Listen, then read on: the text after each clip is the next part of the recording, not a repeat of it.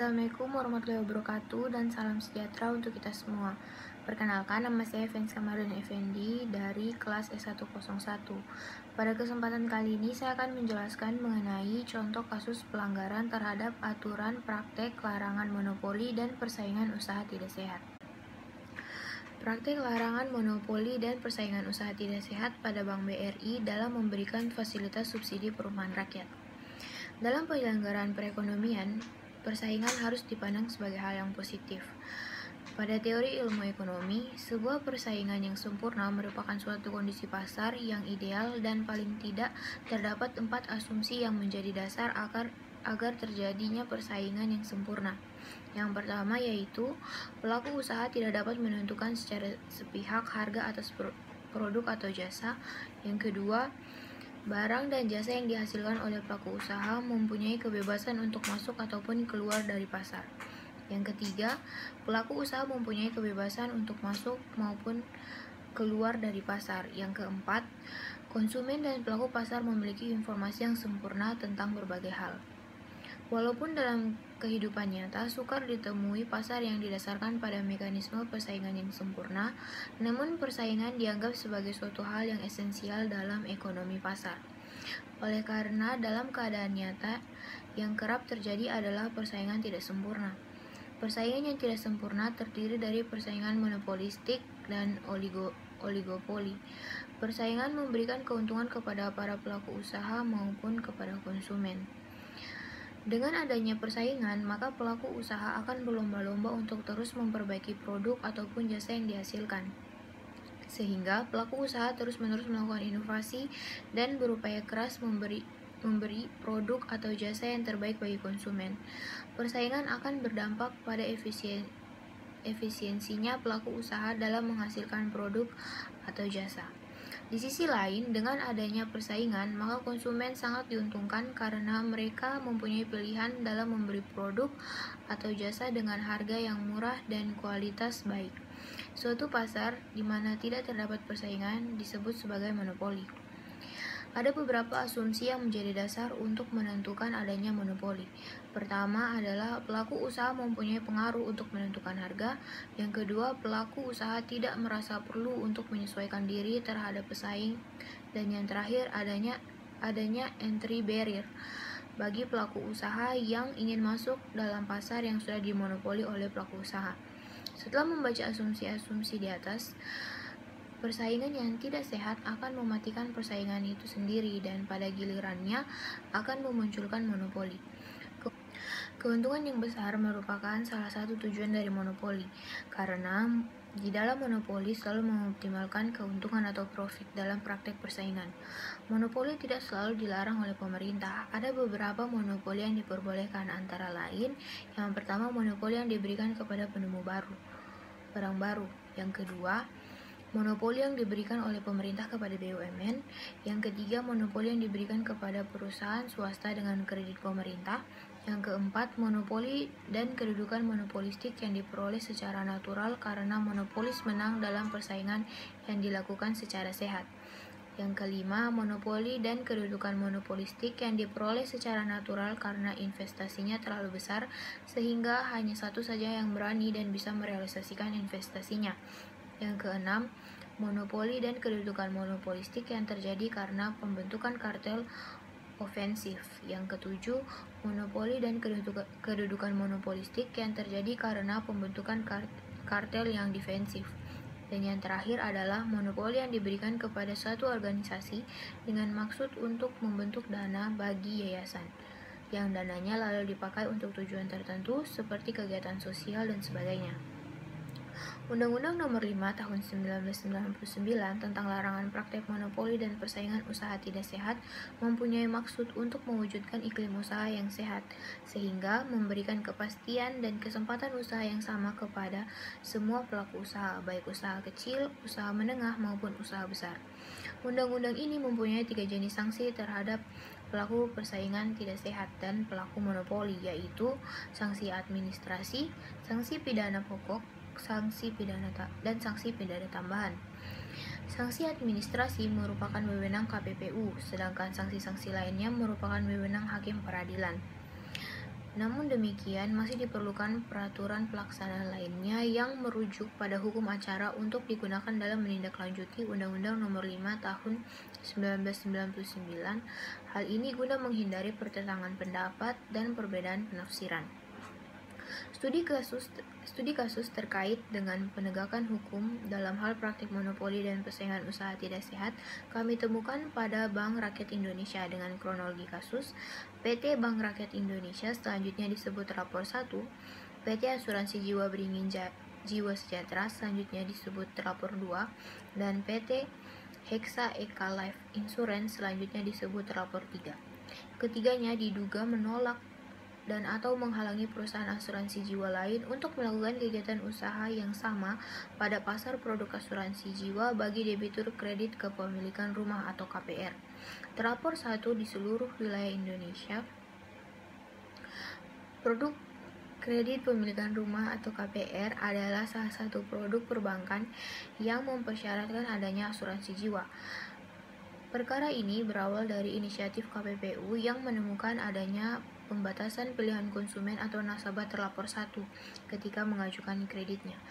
Dalam proses tersebut, nasabah tidak memiliki pilihan asuransi jiwa lain yang mereka inginkan selain yang ditetapkan oleh terlapor 1. Hal ini dapat diketahui dengan adanya perjanjian KPR BRI yang dibuat antara terlapor 1 selaku pelaku usaha dengan debitur KPR terlapor 1 selaku pihak lain. Perjanjian KPR BRI memuat persyaratan bahwa debitur KPR terlapor 1 selaku yang menerima barang tertentu berupa KPR BRI diwajibkan memberi barang lain, yaitu dengan membayar premi untuk asuransi jiwa yang hanya dari terlapor 2 dan terlapor 3 selaku pelaku usaha pemasok. Berdasarkan model aktivitas kerjasama yang dilakukan oleh terlapor 1 bersama terlapor 2 dan terlapor 3, ini artinya terlapor 1 melakukan kegiatan insurance dengan model bisnis referensi. Pihak bank dapat melakukan referensi dalam rangka produk bank atau referensi tidak dalam rangka produk bank.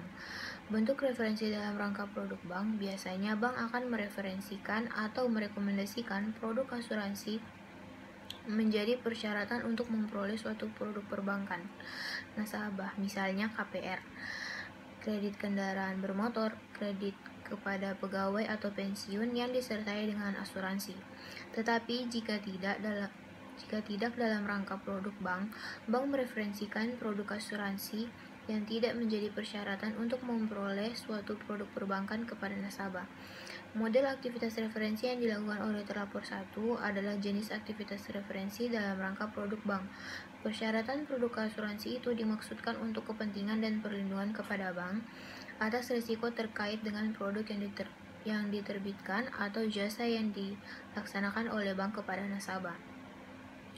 Konsumen in-house debitur KPR terlapor 1 tidak memiliki pilihan lain selain menyetujui klausul asuransi jiwa yang ditawarkan dalam perjanjian KPR-nya, dikarenakan konsumen berada dalam posisi tawar yang lemah.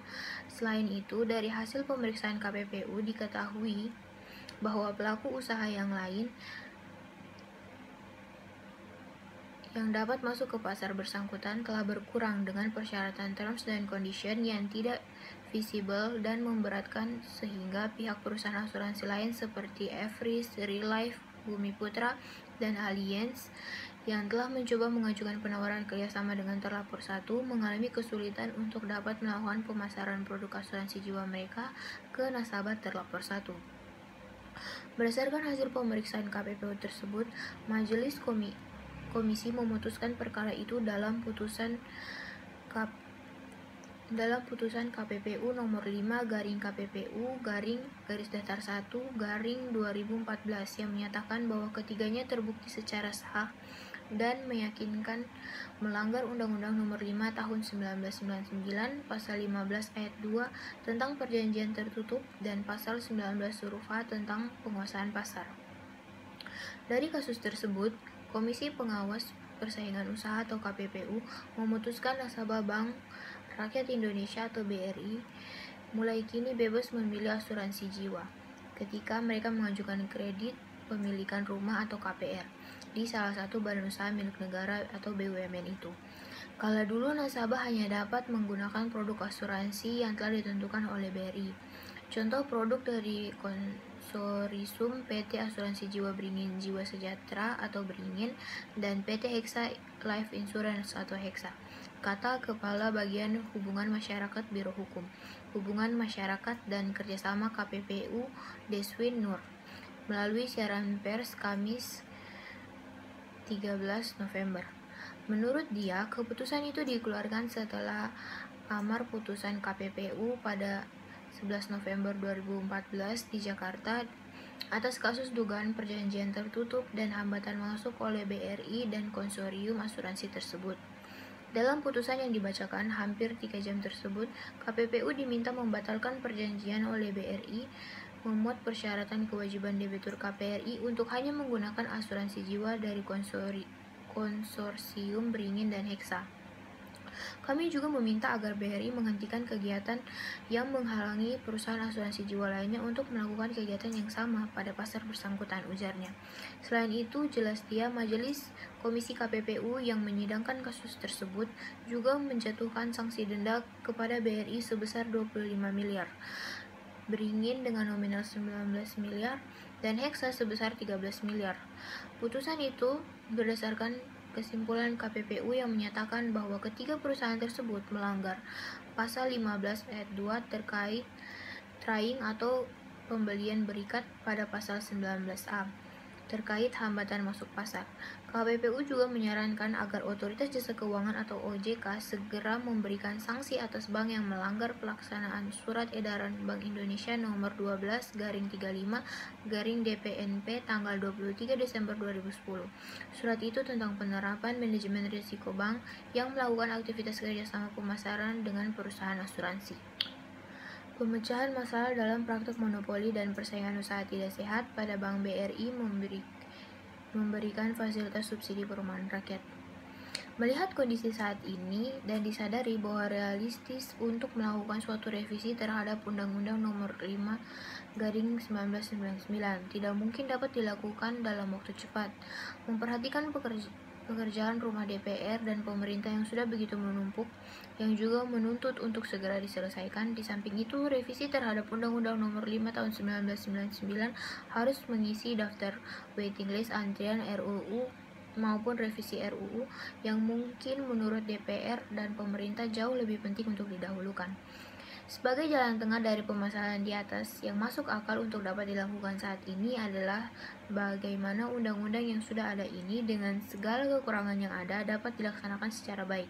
Karena Undang-Undang Nomor 5 Tahun 1999 mungkin jauh lebih memberikan harapan bagi terciptanya persaingan usaha yang sehat di Indonesia dibandingkan tidak ada Undang-Undang Nomor 5 Tahun 1999 sama sekali. Namun tidak sepatutnya jika di dalam Undang-Undang Nomor 5 Tahun 1999 baik di dalam pertimbangan maupun di dalam ketentuan pasal-pasalnya, tidak terdapat satu kalimat pun yang secara eksplisit mengatakan bahwa KPPU merupakan suatu lembaga peradilan. Lantas sudah cukup menjadi dasar untuk menyebutkan KPPU sebagai lembaga eksekutif atau tata usaha negara. Terkait kasus yang melibatkan Bank BRI, maka hal di atas bukan berarti pihak yang terlibat dalam persekongkolan dapat cuci tangan dan bernafas lega, terutama BPPN. Jika ternyata persekongkolan tersebut mendapatkan restu dari BPPN dan tidak dapat dibuktikan oleh aparat kejaksaan, karena sebelumnya Kejaksaan Agung juga pernah memanggil pejabat BPPN untuk diminta keterangan di sekitar proses divestasi Indomobil, maka bukan lagi Undang-Undang Nomor 5 Tahun 1999 yang akan berbicara, tetapi Undang-Undang Nomor 31 Tahun 1999 tentang pemberantasan tindak pidana korupsi yang sudah barang tentu sanksi hukumannya jauh lebih berat. Dalam konteks implementasi praktek larangan monopoli dan persaingan usaha pada bank pemerintah dalam memberikan fasilitas subsidi perumahan, kami menangkap beberapa fenomena dan fakta lapangan yang membutuhkan solusi pemecahan masalah. Di antaranya adalah praktik implementasi dari Undang-Undang Nomor 5 Tahun 1999 belum berjalan dengan baik, karena selain sistem yang diatur dalam dalam undang-undang itu sendiri yang kurang baik, praktik di lapangan terutama pada bank-bank pemerintah masih kurang pengawasan yang terintegrasi. Maka solusi penyelesaiannya adalah dengan optimalisasi Undang-Undang Nomor 5 Tahun 1999 jika memang belum dapat diperbaiki karena keterbatasan waktu. Pemerintah memang harus mendorong penyediaan fasilitas perumahan tersebut, salah satunya dengan mengoptimalkan Undang-Undang Nomor 5 Tahun 1999. Bila memang mungkin untuk dibuat aturan pemerintah yang lebih aplikatif dalam mengatur praktek larangan monopoli dan persaingan usaha tidak sehat.